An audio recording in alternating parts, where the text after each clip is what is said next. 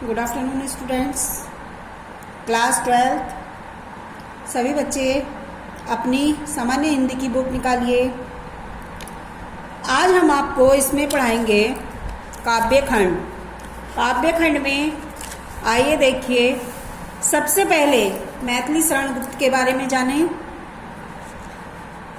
इनकी जीवनी देखिए।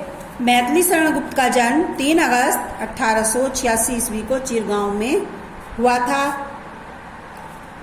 मृत्यु इनकी 12 दिसंबर 1964 ईस्वी को। इनके पिता का नाम सेठ रामचरण गुप्त। कार्य क्षेत्र इनका कवि, राजनेता, नाटककार और अनुवादक। इनकी रचनाएं थी रंग में भंग, जयद्रथ वध, भारत भारती, किसान, शकुंतला, पंचवटी, हिंदू, त्रिपतगा, गुरुकुल, विकट, भट्ट, साकेत, यशोधरा आदि इनकी रचनाएं थी।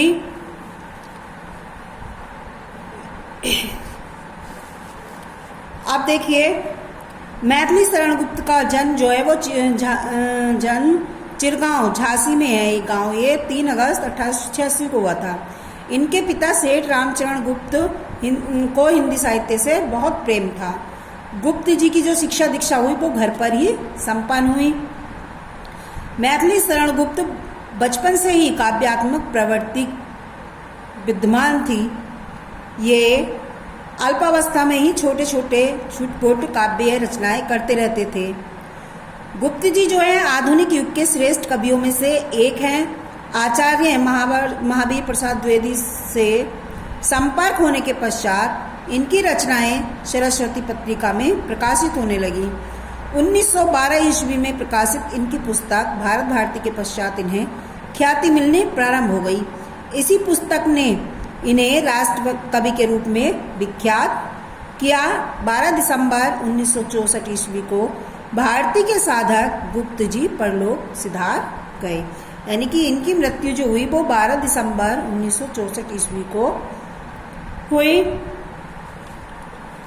राष्ट्रप्रेम मैथिली शरण गुप्त की रचनाओं का प्रमुख स्वर है भारत भारती में प्राचीन भारतीय संस्कृति का प्रेरणास्पद चित्रण हुआ है। ठीक है, अब इनकी देखिए, एक ये था इनका राष्ट्रप्रेम के बारे में इन्होंने लिखा था, जो भरा नहीं है भावों से बहती जिसमें रसधार नहीं, वह हृदय नहीं पत्थर है जिसमें स्वदेश का प्यार नहीं।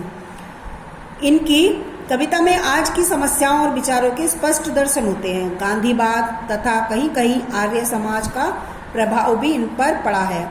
अपने काव्यों की कथा वस्तु गुप्त जी ने आज के जीवन से लेकर प्राचीन इतिहास अथवा पुराणों से ली है। ठीक है, ये इनकी रचनाएं हो गई। अब आइए पढ़ते हैं केकई का अनुताप। इनके द्वारा लिखित केकई का अनुताप। देखिए, इन पंक्तियों में राष्ट्र कवि मैथिली शरण गुप्त ने द्वारा रचित जो है ये साकेत महाकाव्य से ली गई हैं। वीर छत्राणी केकई अपने किए पर पश्चाताप करके गोमुखी गंगा के समान पवित्र हो गई है। केकई भरत के साथ राम को लौटाने के लिए वन में गई है। वह अनेक प्रकार से श्री राम को वन से अयोध्या वापस ले चलने का प्रयास करती है। इन पंक्तियों में केकई भरत के साथ सारे अयोध्यावासी और माता बहनें उनके साथ राम को मनाकर फिर अयोध्या वापस लाने के लिए जाते हैं वन में। तब वहाँ एक सभा लगी हुई होती है। आगे देखिए, पढ़िए। तदंतर बैठी सभा उठज के आगे, नीले वितान के तले दीप बहु जागे।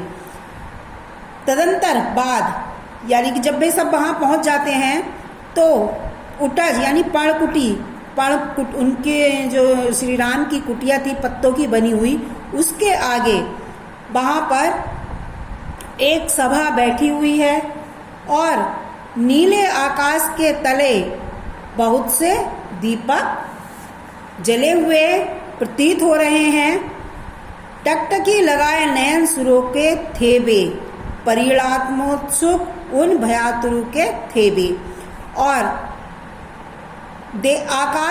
आकाश में देवता भी टक एक टक देख रहे थे। देवता भी आसमान में एक टक देख रहे थे और उन्हें भी उत्सुकता थी उनके परिणाम जानने की। उन्हें भी उत्सुकता थी उसके परिणाम जानने की। उत्फुल्ल करौंदी कुंज वायु रह रहकर करती थी सबको पुलक पूर्ण मह कर। उत्फुल्ल यानी प्रश्न, उत्फुल्ल यानी प्रश्न। करौंदे के जो छोटे छोटे झाड़ लगे हुए हैं उनसे हवा जो है वो उनका स्पर्श करके छू करके बह आ रही थी, करती थी सबको पुलक पूर्ण महकर। और अपनी सुगंध से वहां बैठे हुए सभी सभा वाले व्यक्तियों को प्रश्न कर रही थी। जो वो करौंदे से टकराकर वायु आ रही थी तो उससे सुगंधित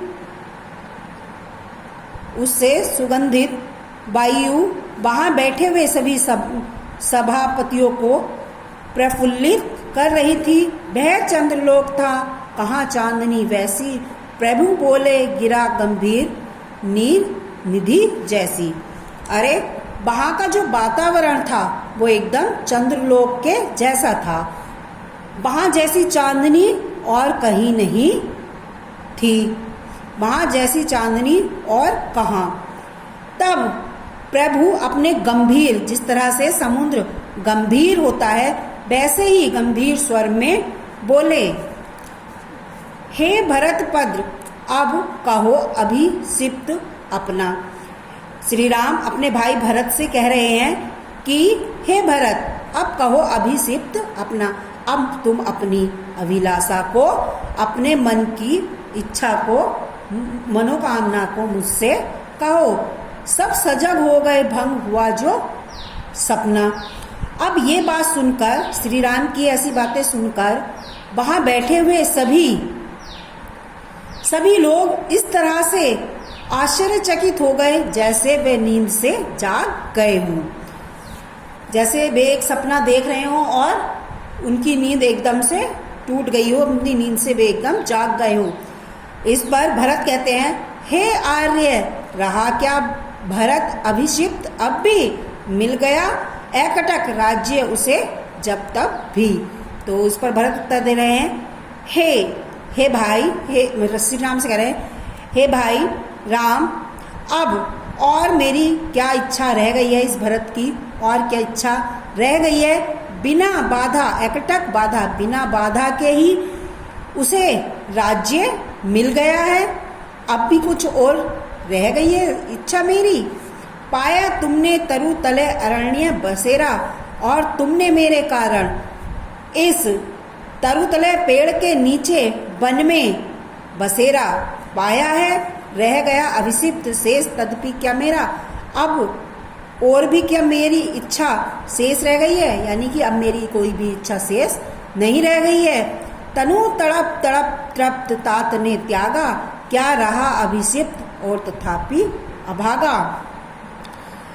हे भाई राम, इस पर भरत अपने भाई राम से अपने पिताजी के लिए कह रहे हैं कि हे भाई राम, हमारे पिताजी ने तड़प तड़प कर अपने शरीर को त्याग दिया है।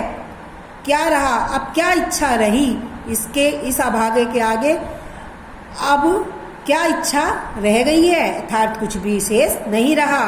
हाँ, इसी अपयस के हेतु जनन था मेरा, हाय इसी दुख के लिए अपना यश मेरी माँ ने मुझे जन्म दिया सा था। इस अपयस के कारण ही जनन था मेरा जन्म हुआ था। निज जननी ही के साथ हनन था मेरा, और मेरी माता के हाथी मेरे चरित्र का, मेरे मानसिकता का विनाश होना था।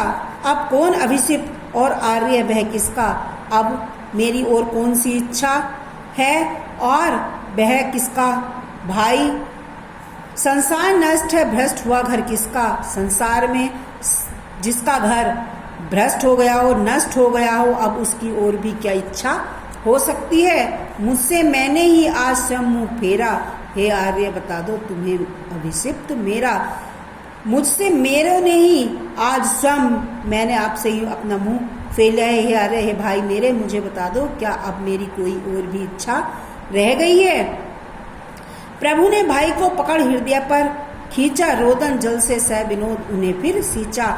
इस तरह के भरत के वार्तालाप को सुनकर, बातें सुनकर श्री राम का हृदय जो वो प्रसन्नता से प्रफुल्लित हो गया और इस प्रकार प्रभु मतलब श्री राम ने अपने भाई को पकड़कर खींच लिया और अपने हृदय से लगा लिया और खुशी से आंसुओं से फिर उन अपने नेत्रों को सींचते हुए उनको सींचा।